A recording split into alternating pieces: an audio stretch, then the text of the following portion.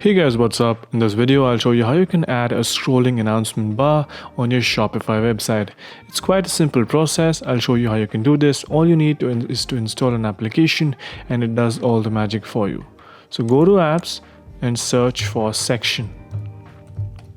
Once you do that, you will be landed on the App Store and quickly install this application right here, which is Section Store Theme Sections. It's built for Spotify, so the integration is quite seamless as well.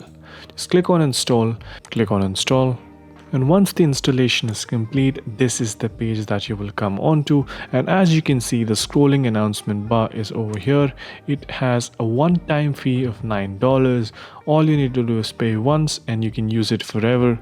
Now if you want to view how it is, and this is exactly how it'll look. If you hover the mouse over the bar, it stops, but otherwise it keeps scrolling. You can use different bunch of settings to customize each one of these texts or the kind of animation that you want. It's quite easy to use. All you need to do is buy it for $9 and that's it, you're done.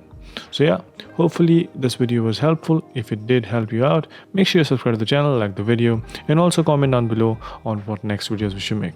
So yeah, that's pretty much it for this one. Thank you for watching. Bye bye.